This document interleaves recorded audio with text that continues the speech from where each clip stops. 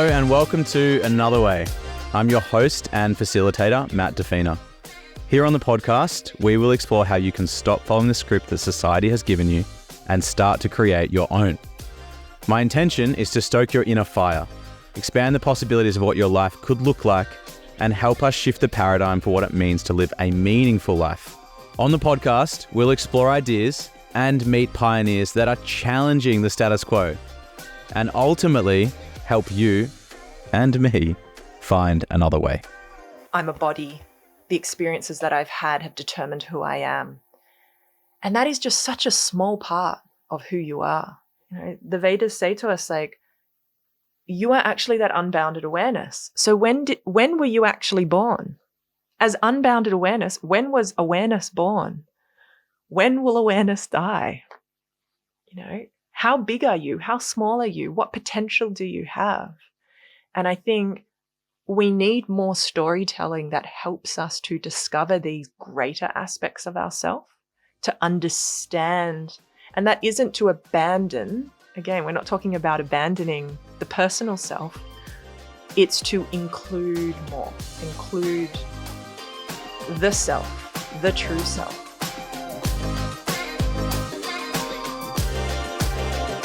All right, welcome back to the Another Way podcast. I'm so stoked to be back here with you, and I have a very special guest today. I am joined by my meditation teacher, Laura Poole, and I want to read out a quick intro of Laura before we hear from her. Laura is a renowned Vedic meditation teacher, the visionary founder of Mahasoma, and a passionate community builder dedicated to weaving feminine-led Vedic wisdom into everyday life. Laura has spent over 15 years studying and training with revered masters across Australia and India, deeply immersing herself in the ancient lineages of Vedanta, Ayurveda, and Vedic meditation. Based on a beautiful three-acre homestead in Noosa, which I have personally visited and can say it is stunning, she also travels regularly to teach in Melbourne, Sydney, Byron Bay, and India, leading hundreds of sessions, retreats, and teacher trainings across the world. And her unique approach combines simple heart-based meditation techniques with embodiment practices, earth-rooted living. She's even growing a food forest. If you want to follow along on Instagram, she regularly reports on the state of the bananas and the mangoes and all the things, and runs uplifting community events, especially up near Noosa. And Laura believes meditation is not just a personal tool. It's a way to discover who you truly are, connect with your purpose, and live in loving service to the world. She's also the host of her very own podcast, Mahasoma, where she shares transformative stories and ancient wisdom to challenge old beliefs and inspire a new way of being. And I'm very excited to say that Laura and I are going to be hosting a retreat, Compass Retreat, in Bali together in August, which is going to be a week-long journey introducing people to Vedic meditation and helping them walk away with clarity, purpose, and direction. So, Laura, thank you so much for coming on the podcast. So good to have you here. It feels like it's a long time coming. I know, right? Excited for this conversation, as we're saying. You never know where it's going to lead and what we're going to end up talking about, but we'll just get started, shall we? That's right. That's right.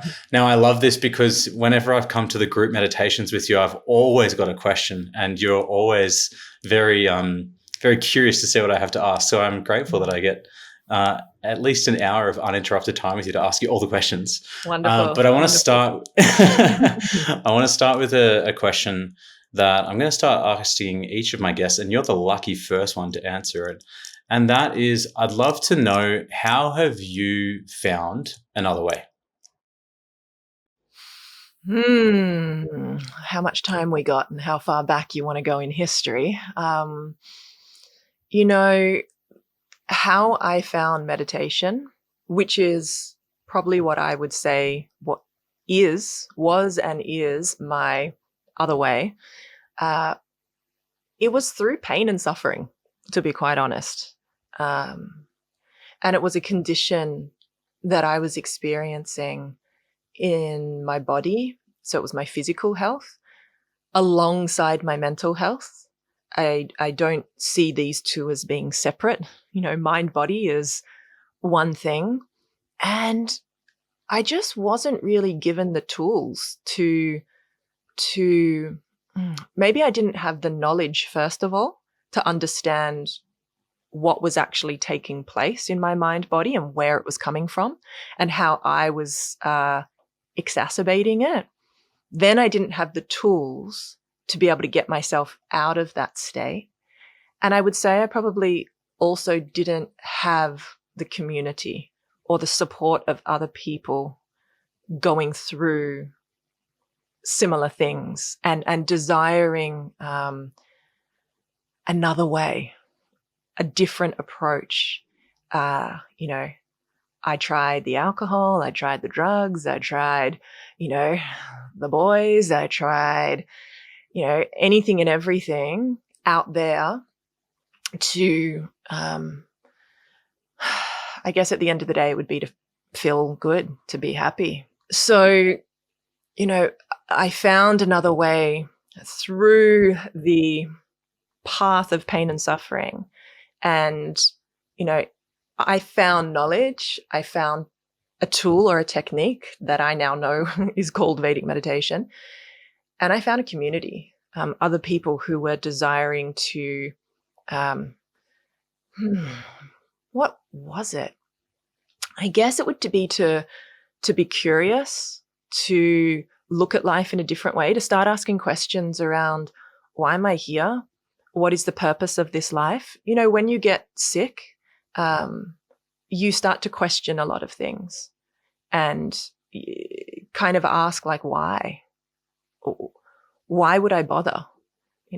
Why do I even want to be here? What is the purpose in living? And that sounds a little bit dark, but actually these are deep spiritual questions. And the Vedic philosophy shares that whichever way you come at it from, the light or the dark, you're going to arrive at the same place. So whether you've come to meditation because you're feeling really great and, you've got a business and you want to enhance what it is that you're doing, wonderful.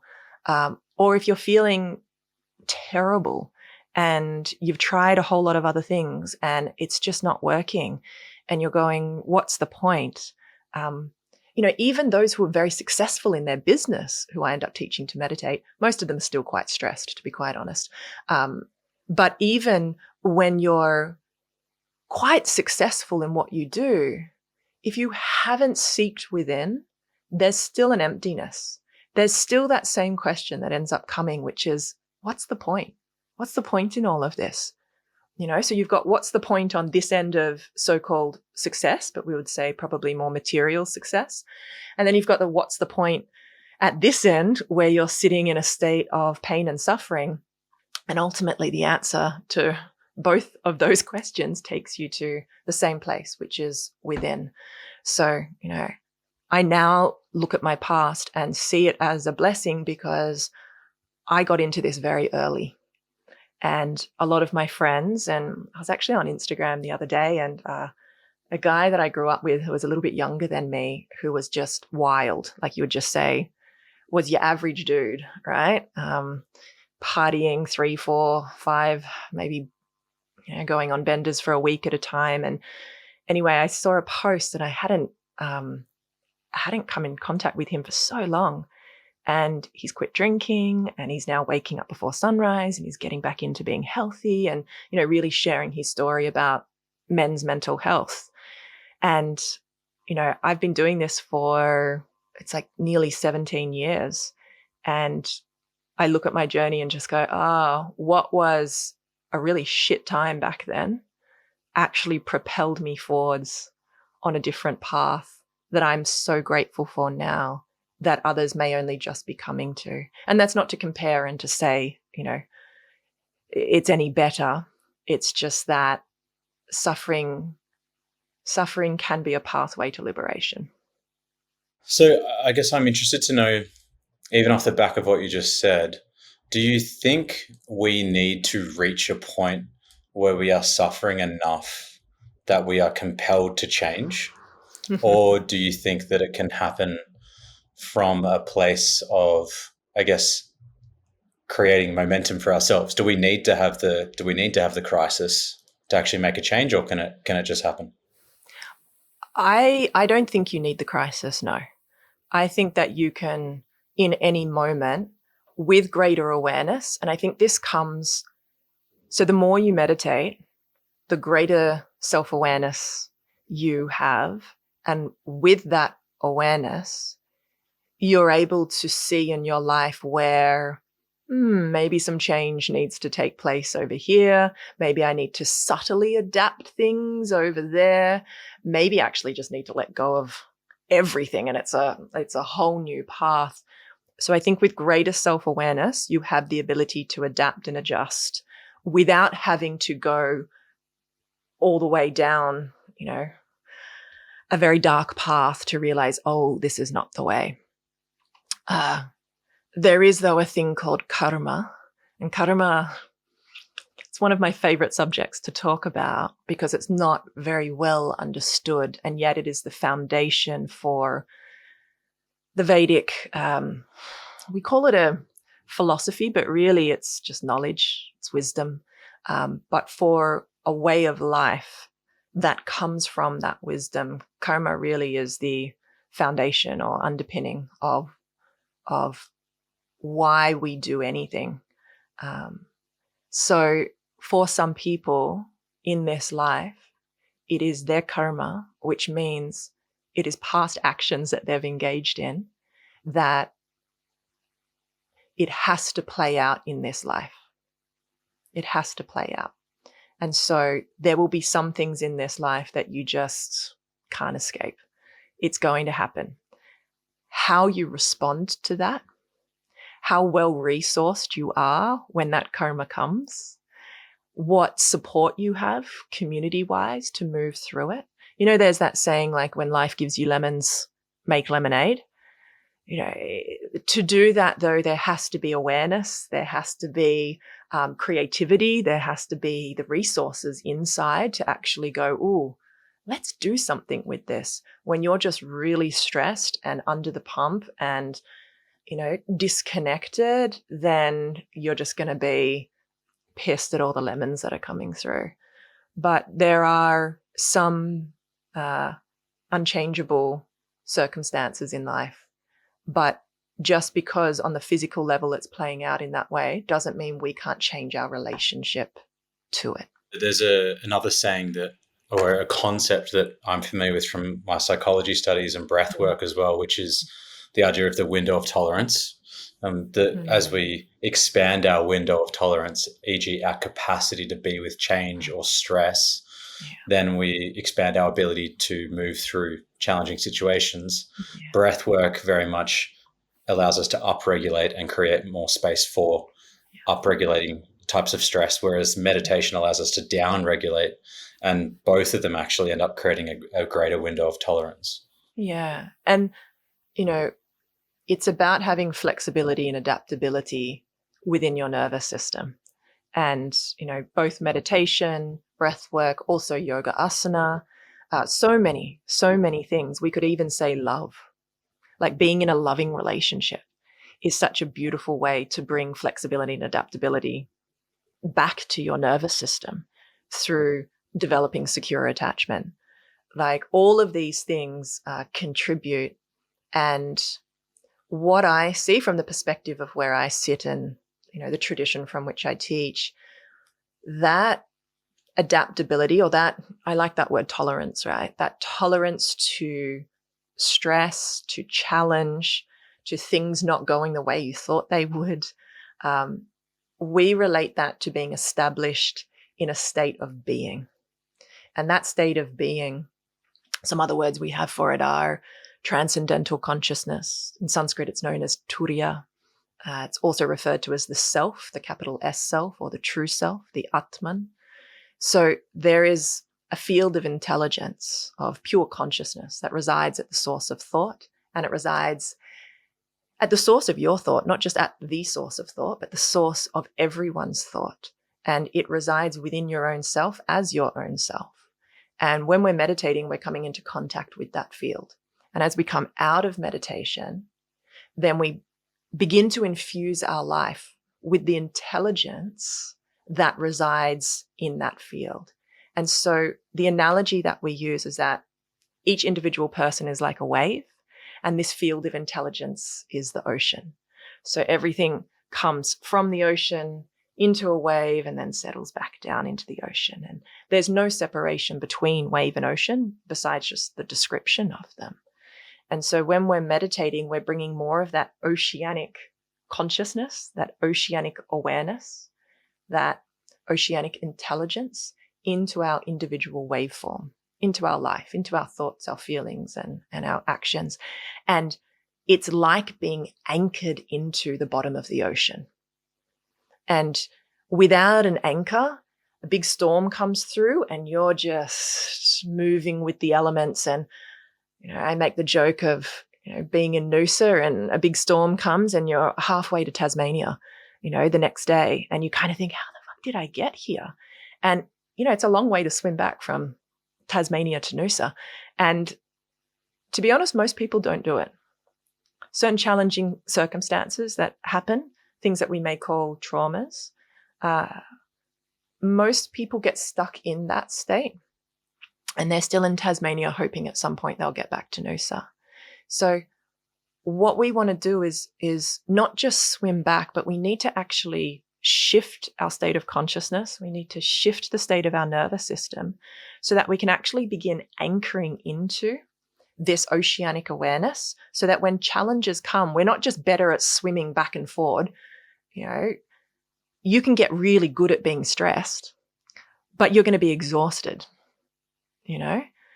We want to expand our awareness and expand the potential of our nervous systems to reflect that awareness, so that when challenges come, we'll still be influenced by them. Just because you start meditating doesn't mean you never get stressed again. And I'm sure you and I can both talk to that.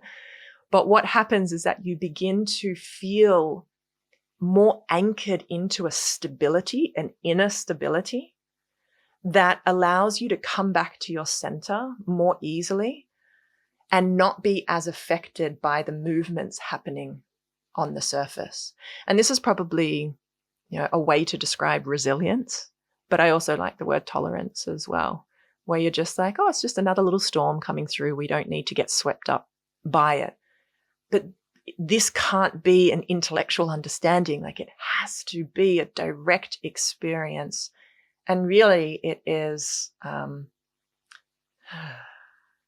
just coming into contact with yourself, like really who you truly are. And that's why at the beginning, asking questions like, why am I here? Who am I? What's the purpose? These are beautiful questions to be asking. If you have a way to answer them that is going to point you this way, right? Otherwise, you can just end up in a futile world, But if you've got some sort of knowledge, someone in your life to say, hey, what about this? For me, that was my chiro, of all people, who was a meditator. He was my chiro and my kinesiologist. And still to this day, I am so grateful, so grateful for him, because he's the one that pointed me in the direction of like, I think you need to start asking those questions over there. And that's how I found my meditation teacher. Yeah, I still remember when we first sat down and we had our first few sessions and did the initiation with you. And I actually remember there was an ex-partner of mine that introduced me to Vedic meditation. I'm so grateful to her too, because I remember she introduced me to it and I did my first meditation just with her, and I came out of it 20 minutes later completely unaware that I'd even felt like I'd been knocked out. Yeah. And I came out, and next thing I know, I just hear her voice going, and just coming out now. And I'm like, what? Like, where did I go just then? And I remember this feeling of, it was like, I don't want to be too dramatic here, but it was almost like the sensation of like drinking a good glass of milk. It's just nourishing. I've never heard meditation be described in that way, like drinking a good glass of milk. You drink a glass of milk and it's just, it's fatty and it's creamy and you're like, oh, it's just, it nourishes. And I remember there was only a few other things that I'd made contact with, and I spent most of my life up until that point, I was 30 by that stage, most of my life, especially my 20s, in my head. Yeah. And so then through other things like psychedelics and plant medicine, but Vedic meditation and internal family systems therapy But Vedic meditation was all of a sudden this simple practice. And I'll be honest, I initially was very skeptical because I was like, this is too easy. I did a Vipassana retreat that was like going to prison for 10 days, and it was hard, and I didn't actually feel the benefits of it. I was very much in my mind doing the body scanning technique and not very much at rest. Whereas Vedic meditation, I'd close my eyes, connect to this mantra, and I'd come out feeling amazing. Yeah. And it was like time started to shift. And to use your water analogy, for me, it felt like I started meditating when I was about 20, but I feel like Vedic opened up a whole new world for me. But it felt like early on, it was like stepping into a rushing river. And it was like all these thoughts and things happening. And it was quite a lot to be with. And it wasn't that enjoyable. And then gradually the river got a little bit deeper. And then gradually the river turned into a lake. And then the lake turned into an ocean. And now after years and years of practice, there is this oceanic presence that I feel where the capacity to be with stress. I don't have a river or a pond anymore. I've got an ocean. And it's like, okay, cool. I've got lots of space here now to be with all this. So yeah, I just wanted to share a few things in reflection, especially as someone that's come into contact only in the last couple of years with this as well. Yeah, that's beautiful. And that oceanic awareness is the wholeness of consciousness.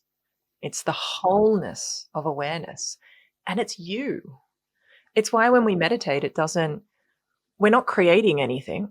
We're not trying to make anything happen. In Vedic meditation anyway, it's a process of surrendering, of letting go, of discovering what is there just beneath the thinking mind. What is there? It's a whole ocean of pure awareness. And these experiences that you've had through your practice, like meditation's not always gratifying. I'd never want to sell meditation as like, you're going to do this and it's going to feel amazing every single time you sit down. That's just not the case, right?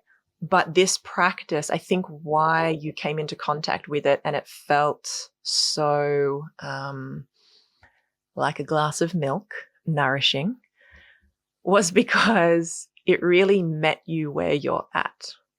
And for most people, the state of their nervous system is so highly strung or stressed that first of all, they just need to rest. They need to go into a deep state of relaxation. And this practice, it returns for lack of a better word, control. It returns that to the intelligence of the nervous system. So we're really not doing much in meditation. You spoke about there being a mantra. Yes, there's a mantra. You spoke about thinking it. Yeah, okay, so we're doing something with the mantra, but we're doing as little as possible. This practice, it's referred to as karma yoga. So karma means action, yoga means unity. So having that wholeness of awareness. So we're discovering that wholeness of awareness. Again, I'm very clear with the language because it's not about creating it. It's about discovering that it was always there. Oh, and maybe that's just who I am, but we'll get to that. So there's a discovery of this wholeness through action, but it's action that's hardly done. So sometimes this gets referred to as nishkam karma yoga, which means the unity that comes through doing less, doing least, doing nothing. And that's why we call this effortless meditation. And so it's such a beautiful, it's a medicine, it's a panacea for our world that tells us if you want to achieve anything, and yoga, I would say, is the greatest achievement, unity or wholeness of awareness. If you want to achieve anything, you've got to do. You've got to focus, you've got to concentrate, and then keep on going and have your 1-year plan and your 5-year plan and your 10-year plan and, just keep on pushing and grinding. And hopefully by now we've all just realized at some point that doesn't work, and even if it does deliver you your perceived outcomes, it's at what cost? At what cost to your physical health, your mental health, your relationships, to your life? So the beauty of this practice of the Nishkam Karma Yoga, the unity through action that's hardly done, is that it's this beautiful balance to how we live our daily life. And it's really what we need, which is to learn how to let go, how to relax, how to just be, how to allow the intelligence of our mind body to do whatever it needs to do. There's something that needs to be done, some adjustment, some balancing, some letting go, some unifying. And the body knows what's needed. The mind body knows what's needed in every moment. So twice a day we sit down and we create the conditions that allows that intelligence to come to the forefront and just deliver us whatever we need. And it feels good because you don't have to do anything. Oh, how lovely that there's a way that you can do less and achieve more. Who would have thought?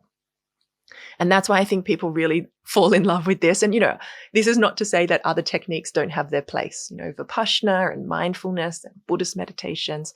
But what I see is that people need this foundational experience of transcending, to rediscover the deep rest that is actually their nature. It's your birthright, to discover that within their nervous system, to discover that there is a state beyond the thinking mind.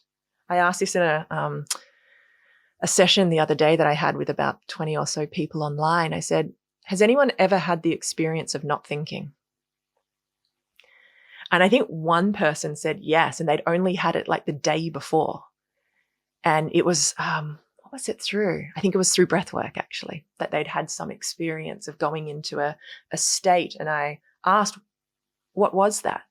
I said, what was that state? And he said, and he tried to describe it. And he's like, I don't think I'm doing a good job of this. But he was like, it's like a feeling or like a sense. And I said, could I offer you a word for that? I said, would you say that it was pure awareness? You were simply aware. There was no thoughts coming from that awareness. You weren't, analyzing or understanding or trying. You were simply aware. And he said, yeah, that was it. And I said, great. That's actually your natural state. That's actually who you are. But we've convinced ourselves that we're our thinking mind, and therefore we're our thoughts and feelings, and we are therefore our actions and our behavior, and we are therefore the life that we've created for ourselves, and therefore we are the reflection that people, the opinions that people have about us. Like that makes up all our identity. And we forget that there's always awareness. There's always a witness. There's always something that's there at the foundation, but we forget that still, quiet, unbounded, oceanic aspect of ourself because we get caught up in the movement, of all the waves. Yeah, so beautiful. And I feel like I relate to what you're talking about as the present moment. And my first experience of contact in the present moment was through psychedelics in a very unexpected way. Mm-hmm. But then Vedic meditation helped me connect to the present moment on a daily basis. And then the practice of internal family systems therapy helped me to start removing the conditioning of self-judgment and self-hatred, where I was really, a lot of my worldview was being impacted by those parts. And through all those different practices was able to contact the present moment more and more. And it was like that milk I was talking about. I was just like, oh my God, this is amazing. And so when I'm coaching people, one of my goals, I don't usually tell them this, but one of my goals in the first 1 or 2 sessions is I just want to get them to experience the present moment, just for a moment, because I feel like that's what our soul is searching for. And like you said, there's so much activity that goes on outside in search of what is really a desire to be present and to be here. And do you think people do you think that is what people are thinking? Like when they're desiring it, do you think they're going, I want to be here now? Or do you think that people are desiring, would you say freedom? And if so, freedom from what? Yeah. Like, I don't know if people are desiring, like walking around going, oh, I wish I was in the present moment. I actually don't think that's what people are not consciously, but I think people are saying, I wish I would I could stop thinking. Exactly. I wish I didn't feel just so like bound inside. I wish I wasn't so reactive, or I wish I could trust myself more. And I think all of those say, I wish I was just free. I wish I was just free to be myself in every moment. Mm-hmm. Yeah, I couldn't agree more. I think that you're exactly right, that people don't realize it's the present moment they're seeking, and that's okay, because that's part of it.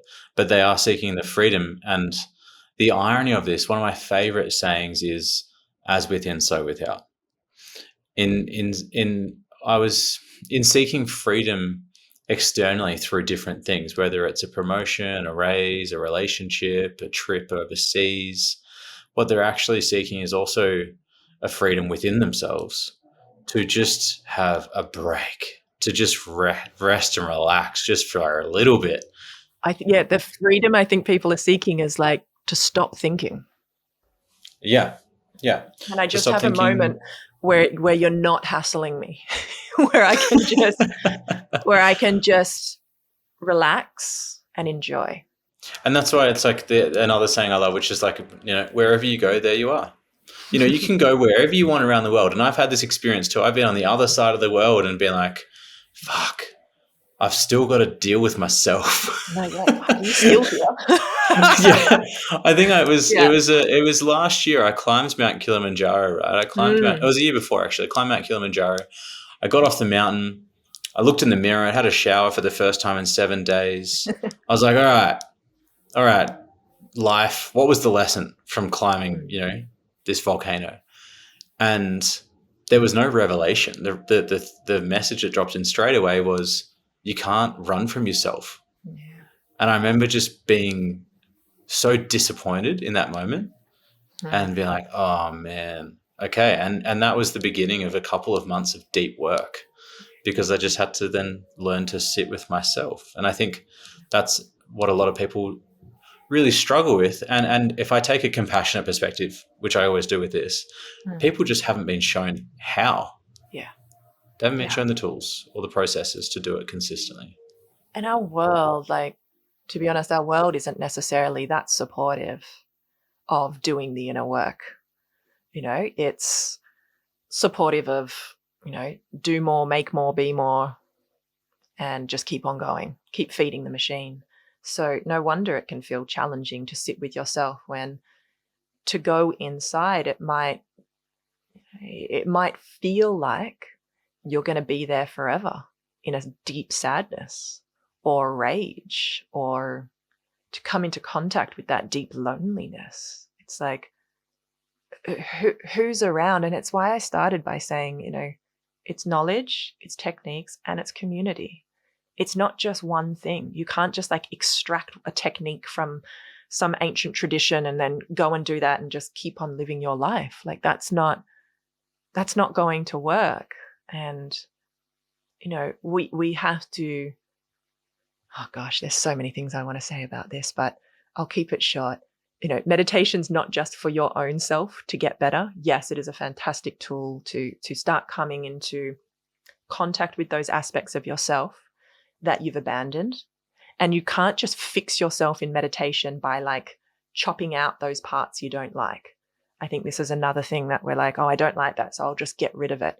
You can't get rid of anything, but you can bring it into wholeness. And through that unifying, this is why it's called yoga. It's that unifying that actually transforms. It can transform aspects of ourself that, maybe we were just stressed. So we want to transform that stress from that tightness into that softness. But you can't just cut that stressed part out. You have to go through a process of allowing it to transform, and it transforms within wholeness, or another beautiful word we have for it is love. And I believe that what people in this world need is more love, and especially the love that comes from yourself, self-love, to sit with yourself. But that's not going to be looking in the mirror going, you're so beautiful, I love you, you're amazing. It's the deep love. It's the love of unity. It's the wholeness of oneself where all parts are welcome and accepted and allowed.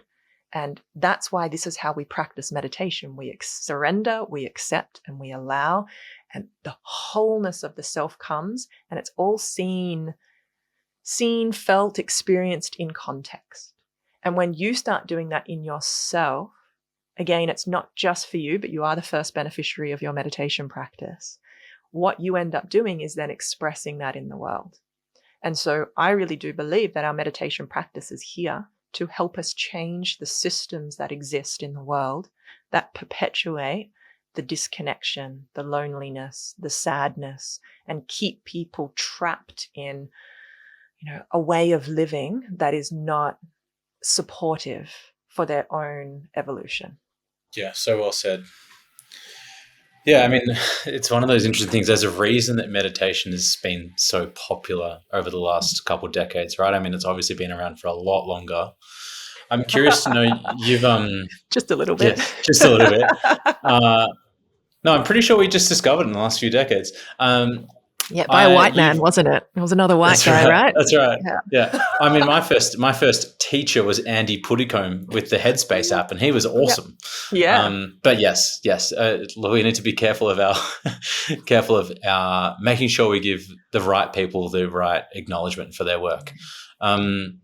You've studied a lot in India. Spent a lot of time there with different gurus and masters. I've been lucky enough to meet one of your teachers when he's come out to Australia. He's a beautiful man. I'm going to put you on the spot here. I'm going to ask you, what do you feel has been the most valuable thing that you have learnt from spending time in India or spending time with these teachers on a personal level? What's been the thing that has either shifted things for you radically with how you've lived your life? And maybe there was a moment where things really shifted or dropped in on one of your trips. But I'm curious to know if you could sum it up in one principle or thing that's really shifted things for you. What would you put it down to? I think maybe there's two, but they kind of are the same thing.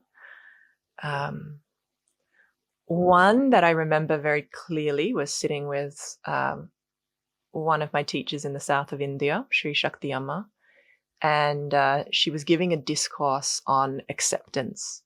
And basically she said, the fact that you're all here, that you're all sitting with me, now, means that whatever happened in your life, did any of it actually ever go wrong if you're here right now?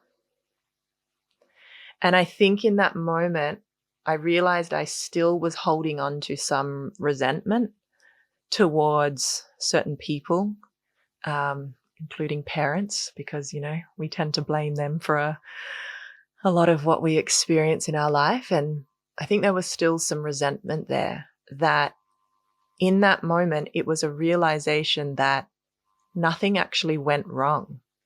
Everything went really right, because I'm sitting here in a state of freedom with an awakened master in the south of India on this beautiful, balmy evening in love. Yeah, I had to kind of just catch myself and be like, why are you still holding on to that? Why are you still telling that story? That's not your story. And I think stories have the ability to bind us or liberate us. And in that moment, it was like, oh, that's not my story anymore. So there was this real deep forgiveness that came, and a surrender. And I think that leads into the second thing that has been a running theme every time I go to India. My teacher would always just say to me, just relax, Laura. I'd been meditating for a while as well, but I think we can take in some of that old mentality of if I just keep going a little bit more, if I just get on the other side of this, if I just work out this thing that I've found inside of me and the subtle, that's that habit that comes from that thought, that comes from that experience. If I just, we start thinking we've got to fucking work it all out. And, a really big reflection in India has just been, relax, Laura-ji. Laura-ji, just relax, Laura-ji. It's okay. Nature is taking care. Just accept. Accept the present moment. You'll know what's needed in the moment. Just accept and relax, Laura G. So it's been this, journey of accepting and allowing, of relaxing and enjoying, of letting go of old stories that no longer serve me, because look at where I am and I wouldn't want to be anywhere else. And then coming on the other side of that, the ultimate is just love. Like just love. Love is the answer to everything. That's where I'm at right now in my life. You know, it wasn't always the case. I'm sure it was always the answer, but I've come to that point now where I get it. Love is the answer to everything. But I have a much deeper understanding of what love is now compared to, you know, my idea of love 5 years ago, 10 years ago, 20 years ago. So yeah, it's interesting, the concept of love, because for me, I agree with you. I feel like love for me is a sense of I am not going to abandon myself. Yeah. I'm going to be here for every part of myself, even the ugly, gross, parts that I hate looking at. I'm going to love that part, and I'm going to not abandon myself in the process. And there is a sense of, like, for at least my journey of a fear of abandonment, the realization I know that one well, my friend. You know that one too? Oh, great. We have one more thing in common. There you go. Yeah, it's like this sense of, you know what, no matter what happens, I'm going to be here for myself. I'm going to love these parts of me.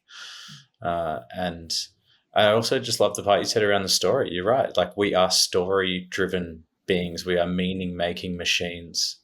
And every day we can notice the stories we tell ourselves. And I love what you said. It was, our stories can either liberate us or keep us imprisoned. And I have another story about this. Can I tell? Because please go for it. This lovely woman came and learnt to meditate with me a little while ago. And I was saying, it was something about, I'd done a DNA test and I was like, discovered that I was like 10% Swedish. And I was like, what, like, where did that come from? And then my family had just never told me at some point that, yes, my whole, like, there's a lineage in Sweden from my family. And that was like shocking to me at like discovering that at, like 35. And I was sharing something about it. And this woman was like, she goes, talking about stories, and talking about how we so identify with the stories that we've been told, whether someone's told us something or hasn't told us something. And she said, I had a DNA test done the other, must have been earlier that year or something. And she had grown up with parents that she didn't have the closest relationship to her father. And actually, I think her words, and I don't want to put them in her mouth, so if you're listening, please, I apologize if I didn't get it right, but he wasn't that, we would say he probably wasn't the sharpest tool in the shed, and her thoughts about herself were a reflection of who her parents were. And she thought, well, I'm just made up of my parents, so therefore I really won't be able to do much in life. I don't really have the smart genes, And this, I think, was all subconscious, but there was probably a conscious aspect to it as well. Then she goes and does a DNA test and it comes back and she's like 50% Lithuanian. This Aussie woman, 50% Lithuanian. And she was like, and she then goes to ask her mum. So it's this big thing that ends up taking place. Anyway, this story unfolds that basically, her mum had an affair with this guy, and had fallen pregnant. And they decided that they were going to not be together, but she was going to stay with her husband, and her husband was just going to raise the child as his own. But this guy that she had an affair with, this Lithuanian man, he was extremely intelligent. I think he was like a veterinarian, or he was like a surgeon or a doctor, like something that he'd studied years for. And the moment she found that out, she said her whole reality changed. And she just dropped the story of, I'm not smart enough. I'm not good enough. I won't be successful. She like ended up signing up. I can't remember if it was like college or university, but she like engaged in higher learning to go and study and do something with her life. And she was like, I know firsthand that when the story changes, like it can shift like that, and then everything flows in a new direction. And so I always come back to that. And what stories are you telling yourself that might not even be true? Mm-hmm. You know, this woman thought that these were her parents, and you'd think, oh, well, that's a legit story. Mm-hmm. What if they aren't? I'm not saying that everyone's had affairs, but you know, from the Vedic perspective, there's not just the personal aspect of ourself. That's what we tend to get caught up in when we say, who am I? What's my story? What are my relationships? What's my history? We think of me, my I, born, you know, on some date and going to die at some future date. And here's my life in between. And I'm a body. The experiences that I've had have determined who I am. And that is just such a small part of who you are. And you know, the Vedas say to us, like, you are actually that unbounded awareness. So when were you actually born? As unbounded awareness, when was awareness born? When will awareness die? You know, how big are you? How small are you? What potential do you have? And I think we need more storytelling that helps us to discover these greater aspects of ourselves, to understand. And that isn't to abandon. Again, we're not talking about abandoning the personal self. It's to include more, include the self, the true self. And when you were speaking about you no longer want to abandon yourself, we actually never can. We can't separate things, really, at their essential nature. You know, it's consciousness. There's one thing. I don't know if we're going a little too deep here, but consciousness cannot be separated. It cannot be compartmentalized. It's just a perception, a misperception, an idea, a story. So this is why with meditation, what we're desiring to do is to collapse the wave back into the ocean. We're going beyond the mind. We're going beyond the thought patterns, beyond the stories, to discover what's actually already there as a foundational nature. Everything's coming from somewhere, from something. What is that? How do you make contact with that? When you make contact with that, how does that change your life?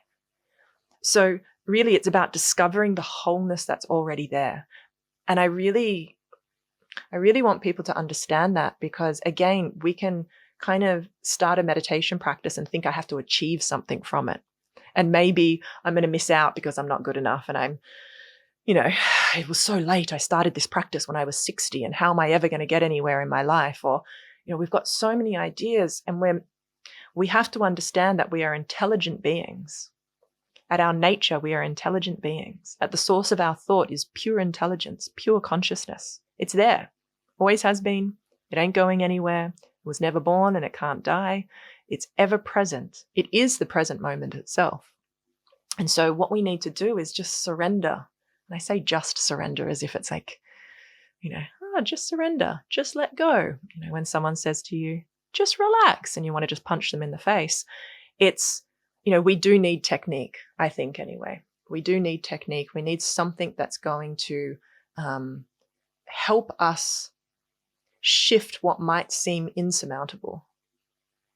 You know, this is what technique does. It's like a little lever, you know, that you just kind of put in, and it doesn't require much effort, but it can, as you push down, it can shift huge things on the other side. So I do think technique is required, but, you know, I want everyone to know that all that's actually happening is you returning to you. It's you returning to you. I love the meta stuff. And you returning to you is it, right? It's that coming home feeling. Yeah, you can't miss out. You Yeah. can't miss out. Yeah. You're not going to be like, oh no, I did the meditation and there was only so much consciousness to get, and now I'm going to, no, it's infinite and it's Yeah. everyone's birthright. It's sitting at the source of your thought. If you can just learn to go beyond, to transcend, it's already there. You're alive because it exists. Without awareness, nothing exists. And again, we're going a little bit deep here, but why not? I'm here for it. One of the things I'm really excited about in terms of having you in Bali and being together in Bali to run this retreat together is you are not just a meditation teacher, but you're also a founder of a community, and you've built a business and a community. You've stepped into the world of business. You're also, you haven't gone off to the ashram and shaved off all your hair and, said, it's meditation for life or nothing. Like you've made it very much a daily practice. Have thought about it though. Have Have definitely thought about it. Okay. But no, we're here. Cool. We're here for the householder lifestyle. Yep.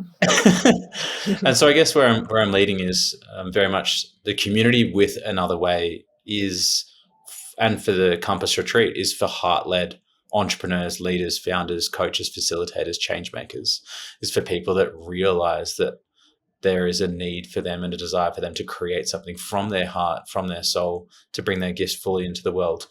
And I'm wondering, what have you learned about how has meditation supported you to create Mahasoma, to create something that has really caused huge ripples through hundreds, if not thousands of people's lives because of them coming to learn with you and then learning to be teachers and then them going off to teach. There's multiple layers here. And I just want to acknowledge that you're not just a meditation teacher. Not that's an achievement in and of itself, the dedication you've had, but you've also really established a business and a community and many other things. What have you learned from that process? How has everything come together for you? Business is not my strong suit, I have to say, and yet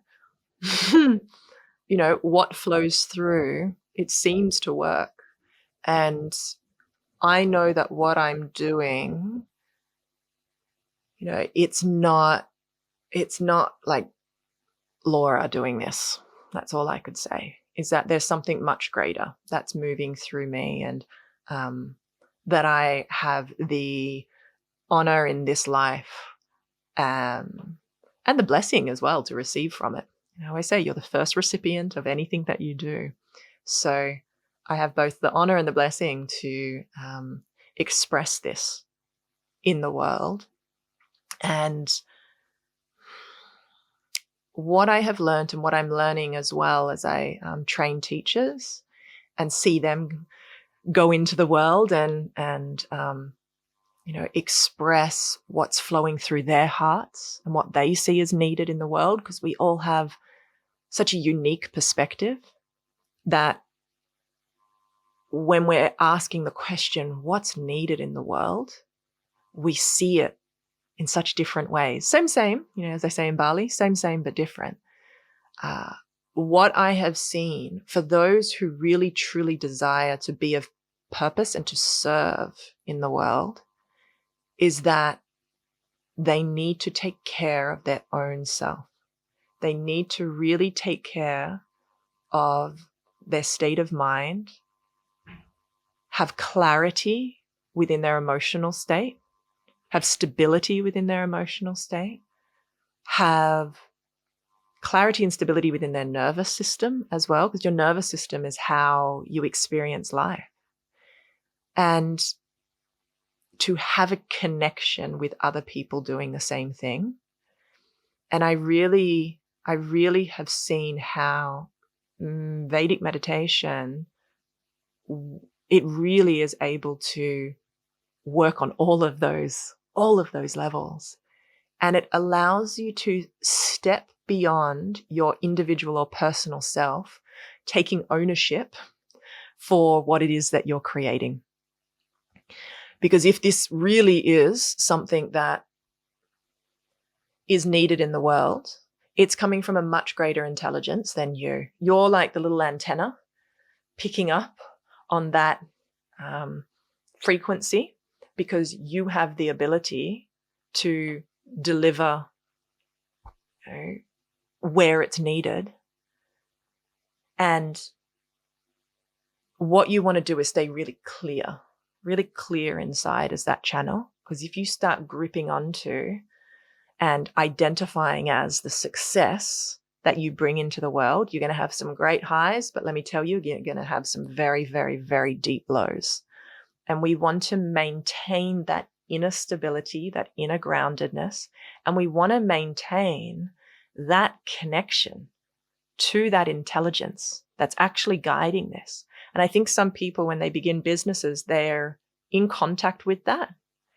And then the success that they generate, they may begin to identify with that. It brings up all of these triggers from their past. They may also be getting stressed because, you know, to do anything in the world, it usually requires quite a bit of energy and inner resources. So then what happens is that their nervous system starts tightening up. They begin to lose that connection to that intelligence, to their own self. They begin to identify with the successes and think, oh, I am that. And then, you know, the whole inner world can collapse. So I think it's really important that, you know, we see our actions in the world as an offering, and that our success comes from remaining with ourself. If you can remain with yourself the whole day, that is true success, true self-success. Because from there, whatever is needed, you're able to speak it, feel it, share it, do it.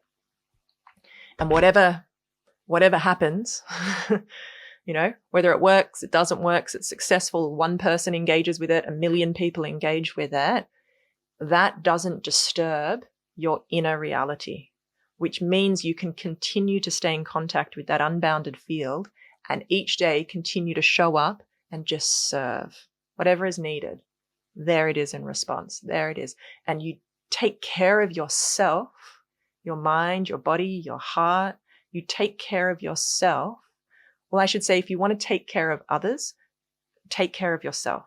When you take care of self, you're able to then take care of others. The more you take care of others, the more you're taking care of yourself. The more you take care of yourself, there's no separation. It's this beautiful symbiotic relationship. Mm. Mm. Thanks, Laura. Yeah, and I'm curious to know, some people listening might have a regular meditation practice. Some might still be skeptical.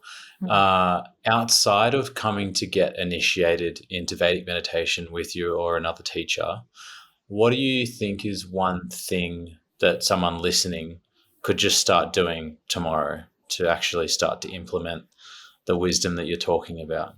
Mm-hmm.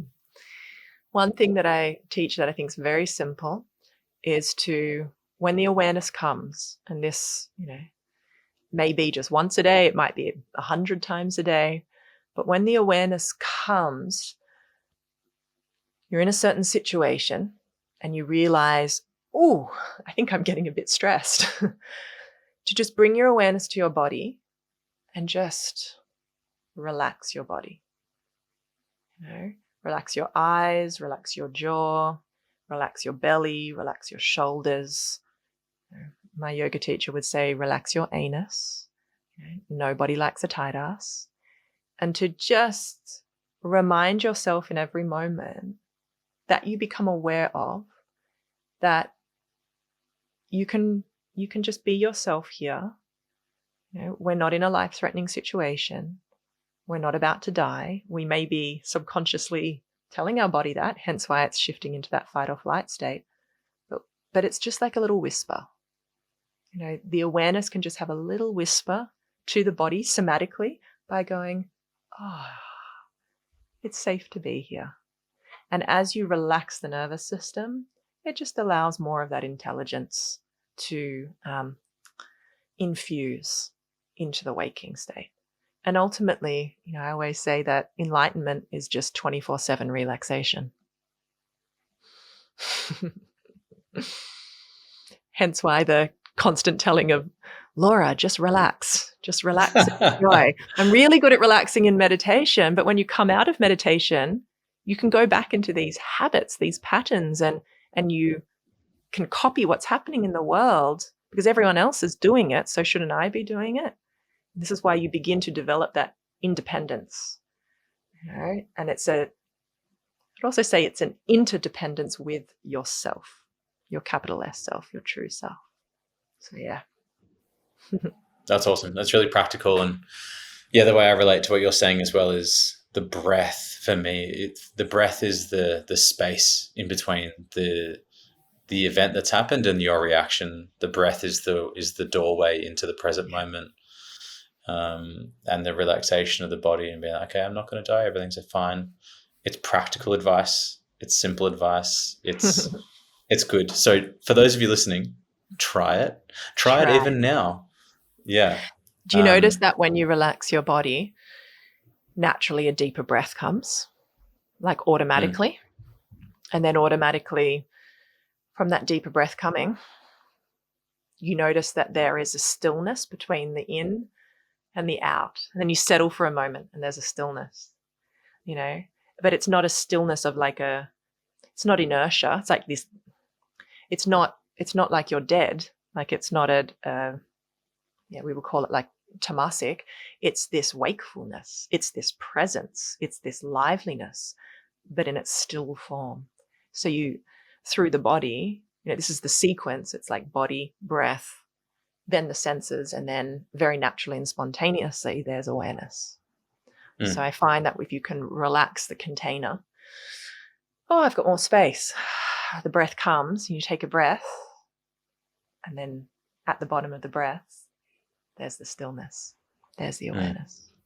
Yeah, and in the stillness and the awareness, the inner knowing and the wisdom within the body starts to rise to the surface and bubble and tell you what to do next or where to go or who to call. Already there, but we have to practice. We have to practice coming into contact with this and listening to it and acting upon it and reverting back to it. In the world of AI, we're going to need this. This is going to be our superpower as human beings. We need to stop going to ChatGPT to answer all of our questions. Like we need to come to where the intelligence is within our own self and have that connection here. Then everything else can support. But you need the ground, you need the stability, you need the anchoring in yourself first. Yeah, well said. So I'm curious now, where can people find you? How do they connect with you more if they want to come and learn? What's the best way to follow along? I'm on Instagram, so if you're on there, which most people are, you can follow me at Laura_Poole, Poole. And then if you want to come and learn to meditate, I am in Noosa, so I live here full time, and a lot of people come, even if they don't live in Noosa, they come to learn here because it's a lovely place to go on a little 4-day retreat and come and learn meditation as part of that. So you can come learn with me in Noosa, and I also travel to Melbourne twice a year, and I'll be back in Melbourne over the AFL Grand Final weekend in September. So if you want to do something different on that weekend, you can come and learn to meditate with us. And then we run retreats, and once you've learned, there's this beautiful lifetime membership that we offer, and you were talking about it with the weekly group meditations and wisdom sessions and workshops and India retreats. So there's a whole lot more that we offer once you learn the practice. And I teach within a meditation collective called Mahasoma. So you can either find us at mahasoma.com or at laurapoole.com. Both of those you'll come into contact, and just send me an email. And if you've got questions, I love questions, so shoot them through to me. And if you're kind of going, is this for me? Is this going to work? What am I going to receive from it? Just shoot me an email and we can jump on a little call and have a chat to see if the course would be for you. Awesome. Thanks, Laura. Yeah, and I'll just sing out my praises once again. Learning Vedic meditation with you has fundamentally changed my life. And with all of the travel and the movement around the world and all the huge life changes that I've moved through, having my daily meditation practice to come back to has been a game changer in terms of moving through challenging situations, but then also up-leveling myself, my business, my life. So I couldn't recommend it more highly. And I just want to say as well, obviously stoked to be running this retreat in Bali with you. We've got 7 days at this beautiful retreat center, and the inspiration nice. It looks amazing. I'm very excited. Stunning, right? And the real inspiration for it, and the reason I invited you to be a part of it with me as well, is because I really see the importance and believe in the importance of having spaces like this for people that are birthing into the world something that they hope is going to change the world and is going to impact the world. And combining all the things like being in Bali, beyond the Instagram photos, it's a really powerful place. And being with you and learning. That's where I actually I trained to be a teacher, was in Bali. It was the only teacher training that got offered in Bali. So Bali has a very special place in my heart. Awesome. Awesome. It's a special place. We're gonna have an amazing time. And I think as well, like being there for the 7 days, and I know that everyone's going to be tech free, which I'm very excited about. I think people are going to be able to make some very deep discoveries, and we're going to be able to have some really great conversations, and to just enliven this, which is already here within, and then for people to then take that and integrate that into their lives, but have a community that they can then still stay connected with, because there's going to be more questions that arise. There's always more questions until we're complete. But I think just being together and being present with each other and learning something that is, it's probably the number one thing that people say about Vedic meditation. It's life-changing. And I don't use that word lightly, and it's why I became a teacher. It's life-changing. So, and life-changing for you and everyone else. Exactly. Not just you. Yeah. So obviously connect with Laura if you're interested in learning from her, and then if you're keen to come to Bali and be with us for 7 nights, I'd highly recommend it. We're going to have a great time. Laura, I just want to say a huge thank you for being on the podcast with Another Way, and for also guiding me and answering all of my questions over the years. And also just really want to acknowledge the amount of work that you've done to get to this point of embodied wisdom as well.